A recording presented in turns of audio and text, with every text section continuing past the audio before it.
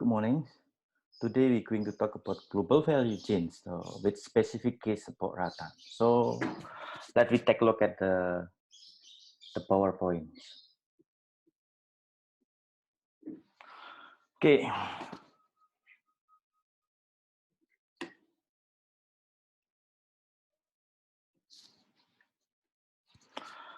Uh, Today's discussion will rely on our article titled Cross-Cultural Collaboration for Inclusive Global Value Chains. The article published in 2019 at the journal, at International Journal of Emerging Markets. This is the article. You might find the article by searching from Google or from Elip Upaya. The section we're going to discuss about how cultural collaborations between developed market and emerging economics promotes inclusive global value chains through innovation and technological transfers. Then why rattan? Because rattan is a great example of non-timber forest products. So for FAO, rattan becomes the top priority for sustainable forest management model because it's help forest community to reserve the forest by planting the rattan, and then rattan cannot live without trees, so they have to maintain the trees to raise a rattan plantation. It's not plantation actually, so it's just like trees who live in the jungle. Rattans rely on other trees, especially the big trees. Okay, why we discuss these things? Because there's some literature which argue that we need to examine the policy analysis about global value chains, especially during the changing business strategy between multinational corporation and local firms in emerging markets. So they also, another article who asked a question about what about the relationship between the global global value chains, especially how do they generate global values. Some other questions also rise about transitions policy from cost efficiency to innovations. Okay, before we go into deep analysis, we will take a look at the literature review. Global value chains is about a concept which embraces the international market competition by involving a process of production, trades, and investments occur in various countries. That's according to OECD, WTO, UNCTAD. And then the classical economics argue that economic growth will is associated with structural transformation. So it means that classical development economics recommends economic transformation. So every country should transform from agriculture to non-agriculture. So if everyone move from agriculture to non-agriculture, then who's going to maintain the food security? Yeah, on the other hand, global value chain theory argues that international company has been slicing up their supply chains. It's been no one should monopolize from upstream to downstream industry. So it's about sharing to meet low cost and capability. Okay, what about inclusive business? Global value chains become inclusive if they invite, they welcome small enterprise participation in underdeveloping country or in poor country, or of course need efforts to deal with the constraints, because involving many stakeholders from downstream to upstream will involve many challenges. Okay, it's about capability. So capability is a collaboration for organization capability to exhibit network. This is a theoretical capability.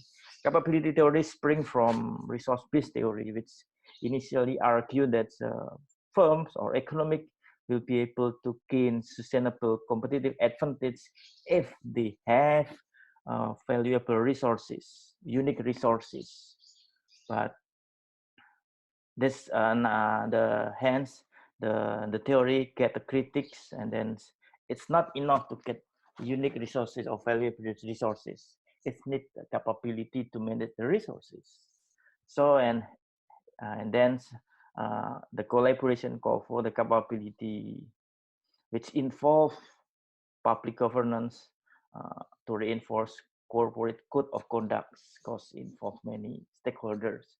On the other hand, commercial network is essential for underserved communities. It means global value chain is not just really on social or charity, but it's involve a commercial network. So to refine valuable resources. Okay. Okay. The network operations has been concerned from efficiency to innovation. So it's about cost efficiency is not enough. We have to generate more value. And then in innovation process have shifted from a return of sales perspective to return on investment. So R&D is essential for transforming the knowledge to co-creative value. So that's introduction and literature. And then for to answer the questions or to achieve the purpose, this the research use qualitative approach with involve a case study of Rattan industry. The study was undertaken over 2 years, 2015 and 2016. Um, the other get involved as participants, as a volunteer for a project for called as Rattan for Life. So why case study? Because case study allow the researcher to go beyond initial menstrual conception. So we can go into complexity of global value chains. Okay, we invite some participations to provide insight information like HIMKI, AMTIAS, Mindo, PUPO, ADPI, HDNI. Then we also invite some farmer from Aceh, Kalimantan, Sulawesi, weavers in Solo, Cirebon, and sales agency, of course, especially during the exhibitions, IFAX and IMM. This is our exhibition in Cologne, Indonesia, Rattan for Life. Okay, then we also need to discuss about the industrial context. Yeah, Rattan is quite familiar since a long time ago. British and Dutch were the early trader of rattans. UK right now also promotes craftsmanship by promoting rattans. Rattan are in Southeast Asia. If you go to Penang, you can find rattans weaver, especially some senior managed by some senior citizens. This also happened in Singapore. It's become heritage shop house. In Cebu, it's more developed because in Cebu, rattan furniture design has been emerging, especially in 1970s, in 1990s. What about Indonesia? Rattan industry has been emerging in 1998 after the financial crisis. In fact, Indonesia is a major of rattan supplier for 80% of world markets. So 90% of them come from natural resources.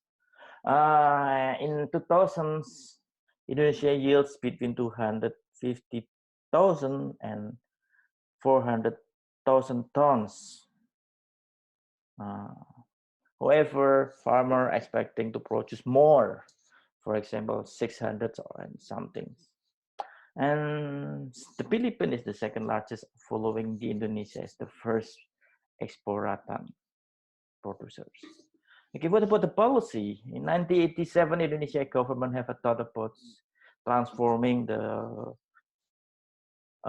agriculture into industrial economics. And then that's why they stop exporting rattans.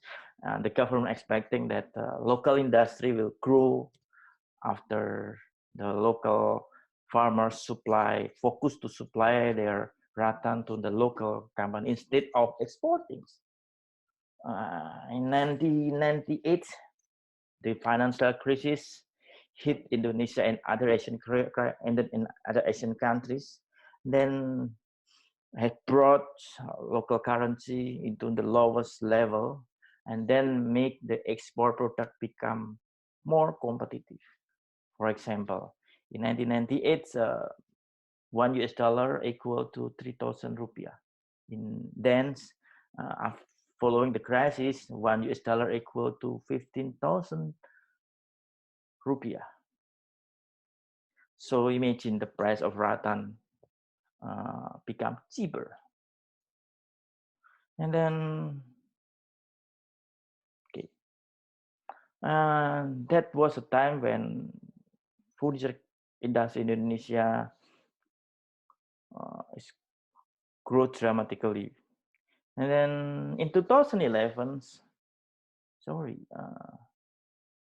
in 2008, there another crisis, global financial crisis. And however, the impact of crisis is different.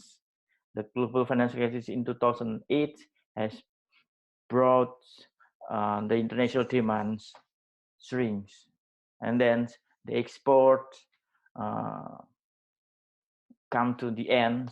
Some manufacturers were closed, and the worker become unemployment, and then many handicraft workers have moved to another industry. In 2011, the Indonesian government issued a policy to prohibit the export of rattans. It's a ban also a same idea that Indonesia will confirm the farmers into the industrial ones. Okay. However, the ban of export of rattan seemed to be blunt instruments. Even the rattan export was banned, but the production or the industry has not yet grown very well. And 40% of rattan material were smuggled. So other international company also try to convert into plastic ones. Then they make it rattan imitations. Okay, that's a context. That's a method. That's a reason why why we need to discuss rattans and global value chains. Then let's talk about the findings. Okay, the finding is about identifying the typology of global value chain for rattan case study. So the case, we identify at least 3 types of global value chain for rattans industry. The first one is producer driven, where the producers is the one who control the market. The second one is a sales agency or retailer industry. This is, and the first one is talk about the art company or design industry which take the control. So this is a provide this product. The sales is mass productions, and here is more on the last one is e-market driven. Is involved many players. So let's go to the detail. This is the producer driven. So producer driven is we meet some company, some big company, but they just provide very artistic products, or we call it niche products. The price is quite high, about $2,000 for one armchairs. It's quite expensive. They produce for some rich guy, and they provide some valuable products. And then why the relationship between the producer driven or the company? They visit to the farmers and they bring the story of rattan to the market, to the users. So it is about rattan in Indonesia. Then they make it the value, the product become more valuable. However, after Indonesian bans the export, then there's no more opportunity for this company to build a relationship. Second one, buyer-driven global value chain. It's a big company, retail company, for example, IKEA, and many others. There's some larger retailer corporations. They use a brand for popular brand as because they targeted the mass product, involve many customer, and the price of products range between $100 to $200 for armchairs.